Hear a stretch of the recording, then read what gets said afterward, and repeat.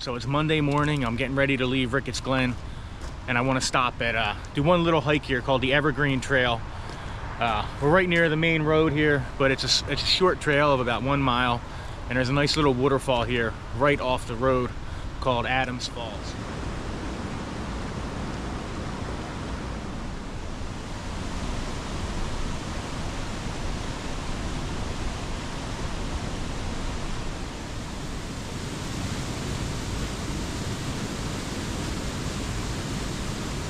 Some people consider this the most beautiful waterfall here in Ricketts Glen.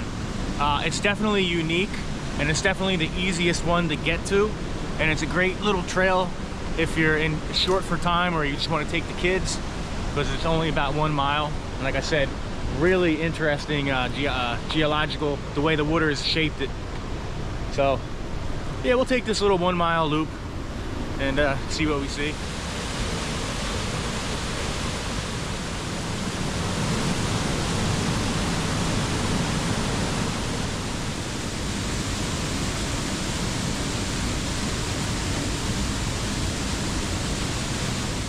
Great little spot here, especially if on like a day like today where there's no one around really. All kind of different places to sit by the water, and it's only an average flow, but sometimes when the water's really going, it's really impressive. Had a really interesting night last night. Was having the most amazing camp out ever, as you have seen on the lake, all the spring peepers and everything. And then I went to bed about 10 o'clock.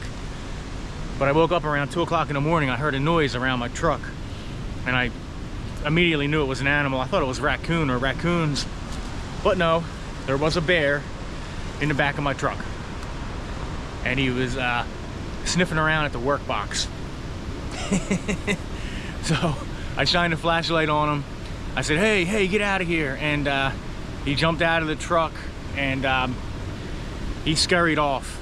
But I didn't want him coming back, so I ended up going into my truck and running the engine and warming up, because it got cold too. But for about an hour. And I only had a very little bit of food. So he must have been smelling my cooler and whatever food I had in trash, because I had put it all in the work box.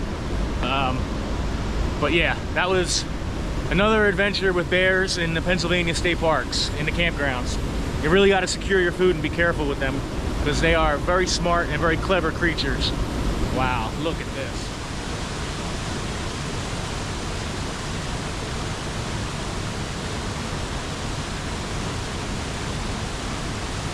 Beautiful spot here to catch the main cascade of Adams Falls. I just love the way it's framed by these rock cliffs and all the ferns hanging off. That looks really wild and beautiful. That's awesome.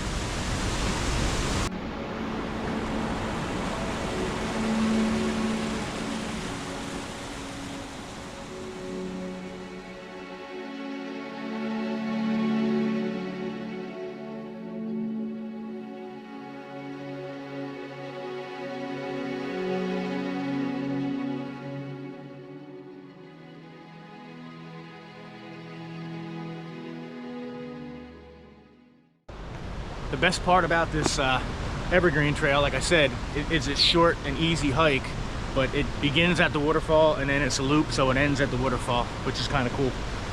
So we're making our way now to the bottom pool of the falls here. See if we can take one more look at it. It's interesting from so many angles, so many different ways you could shoot it.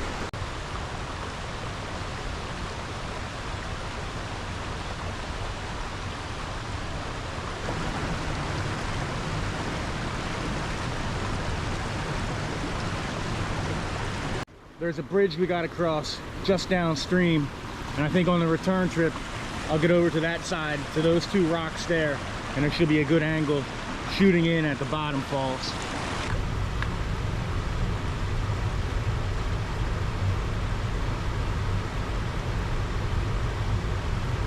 It always kind of amazed me why that particular location even has a waterfall, because we're at the base of the mountain. We're not really, there's no elevation drop, but all I can say is that all the waters maybe get all their force coming down the different streams and they just cut a channel through the rock there. Crazy thing is they built the road right over the waterfall.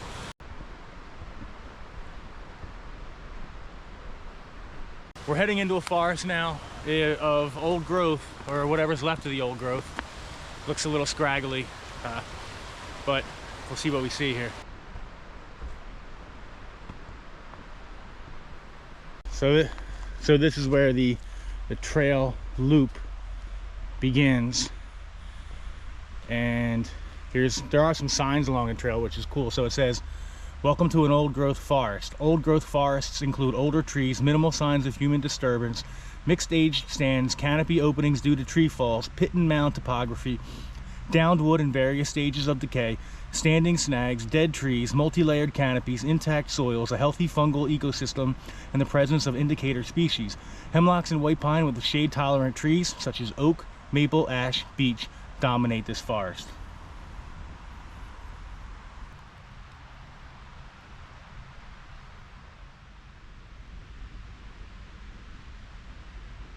So I was just talking to a friendly gentleman, a local to the area. He said he does a lot of, he said this is a great place for bird watching, maybe because the canopy's so open, and there's some impressive larger trees left.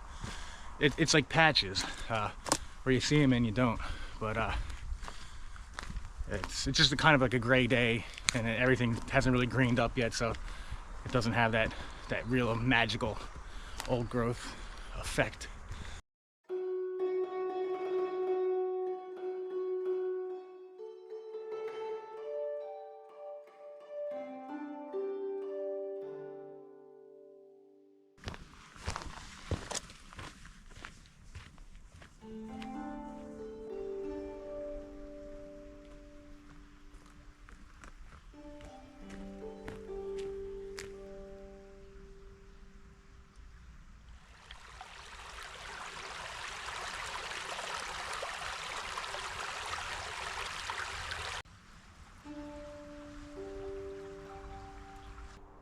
So as we're moving along, definitely becoming more impressed with this trail.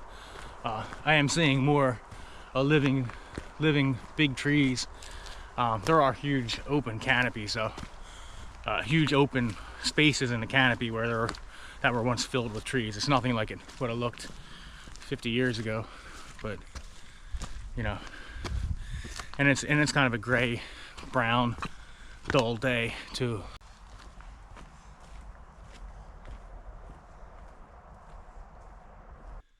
As I had said before, the interpretive signage along the trail is really good, and this is about tree rings.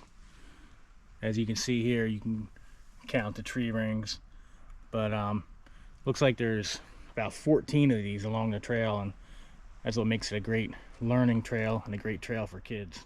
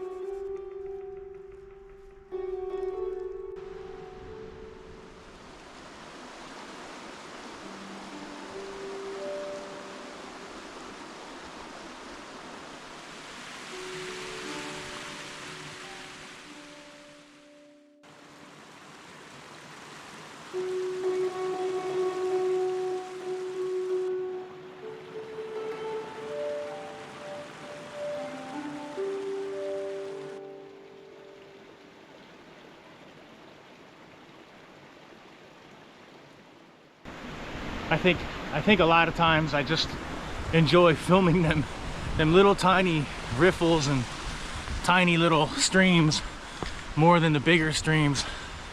I don't know why. Something about them though always captures my interest. Beautiful little spot there by the bridge.